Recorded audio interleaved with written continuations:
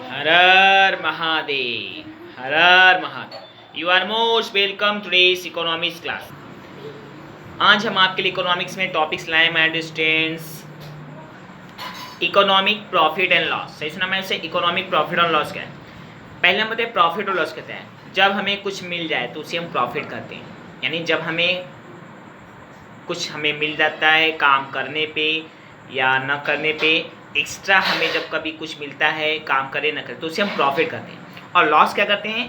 काम करे चाहे न करे, अगर हमसे कुछ चला गया तो उसे हम लॉस करते हैं। यानी लॉस मतलब हानि, प्रॉफिट मतलब लाभ। यानी जब हमारे पास कोई अमाउंट, कोई राशि, चाहे सामान के रूप में, चाहे रुपया के रूप में, कैश या गुड्स सर्विस या किसी भी रूप में, चाहे कैश के रूप में चाहे सामान के रूप में हमारे पास आता है अनएक्सपेक्टेड, जिसकी हम उम्मीद नहीं करते, उसी को हम प्रॉफिट करें। और लॉस हमारे पास से जब कोई चीज़ चला जाए तो उसे लॉस कहेंगे, वो चाहे सामान हो चाहे पैसा। तो ये प्रॉफिट लॉस। अब इसी को इकोनॉमिक्स से कनेक्ट करें। अब यहाँ पे इकोनॉमिक्स से क्या मतलब है? इकोनॉमिक्स प्रॉफिट और इकोनॉमिक्स लॉस का मतलब ये है जब मार्केट में प्रोडक्शन होता है, ठीक है, जो भी मार्केट में प्रोडक्शन होगा, अगर प्रोडक्शन से एम्प्लॉयमेंट जनरेट होता है, एम्प्लॉयमेंट जनरेट से इनकम, इनकम से कंजम्पशन, एक्सपेंशन, सेविंग, इन्वेस्टमेंट, तो यानी प्रोडक्शन जनरेट होता है, एम्प्लॉयमेंट भी जनरेट हुआ, इनकम भी हुआ। लेकिन इसी प्रोसेस साइक्लिक वे में अगर हम production, employment, consumption, expenditure, saving, जो एक साइक्लिक वे में चलता है, वो एक साइक्लिक वे में न चल के या जिस अनुपात में चलता है उस अनुपात में न चल के, अगर मान लीजिए अगर दैनिक जीवन में जिस अनुपात में चलता है employment, income, consumption, expenditure, saving, अगर उस अनुपात से अगर किसी दिन ये साइक्लिक ऑर्डर थोड़ा ज़्यादा चला, यानी production, employment, consumption, expenditure, saving, अगर उस अनुपात में चल के किसी दिन ये अनुपात थोड़ा ज़्यादा चला तो हम कहेंगे भाई इकोनॉमिक प्रॉफिट हुआ। अगर किसी दिन production, employment, consumption, expenditure, saving, investment उस अनुपात में किसी विशेष दिन में उतना न चल के पहले से कम चला, यानी जितना विशेष दिन चलता है उस अनुपात में प्रोडक्शन, एम्प्लॉयमेंट, कंजम्पशन, सेविंग न चल के उस अनुपात से कम चला तो हम उसे कहेंगे इकोनॉमिक्स लॉस।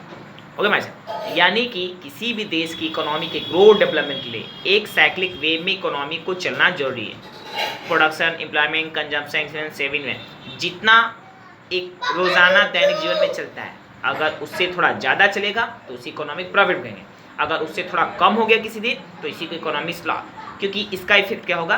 प्रॉफिट होगा तो प्रोडक्शन बढ़ेगा, प्रोडक्शन बढ़ेगा तो एम्प्लॉयमेंट भी बढ़ेगा, एम्प्लॉयमेंट बढ़ेगा तो इनकम भी बढ़ेगा, इनकम बढ़ेगा तो कंजम्पशन, एक्सपेंडिचर भी बढ़ेगा, कंजम्पशन, एक्सपेंडिचर बढ़ेगा तो सेविंग बढ़ेगा, अब जब सेविंग बढ़ेगा तो इन्वेस्टमेंट बढ़ेगा। तो जब सब कुछ बढ़ गया, production, employment, consumption, expenditure, saving, तो इसे कहेंगे इकोनॉमिक प्रॉफिट। लेकिन अगर किसी दिन प्रोडक्शन घट गया तो एम्प्लॉयमेंट भी घट जाएगा, एम्प्लॉयमेंट घट गया तो इनकम भी घट गया, इनकम घट गया तो कंजम्पशन, एक्सपेंडिचर भी घट गया, और जब कंजम्पशन, एक्सपेंडिचर घट गया तो सेविंग भी घट गया, फिर सेविंग भी घट गया तो इन्वेस्टमेंट। यानी कि जब production, employment, consumption, expenditure, saving, investment ये सब तीनों घट गए तो इसी को बोलेंगे इकोनॉमिक्स लॉस।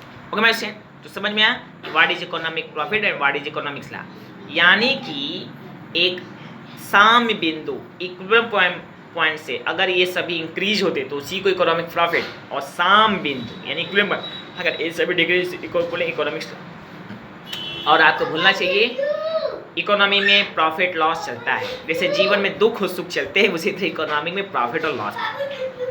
ओके मैं से लेकिन हम इकोनॉमिक्स इसीलिए पढ़ते हैं, कॉमर्स इसीलिए पढ़ते हैं, बिजनेस की पढ़ाई इसलिए करते हैं कि अगर ये लॉस हुआ है तो उसे प्रॉफिट में कैसे कन्वर्ट। फॉर एग्जाम्पल इस कोरोना महामारी में इंडिया की जीडीपी -23% घट गई, अन्य देशों में -50, कहीं -80, तो लॉस तो हुआ।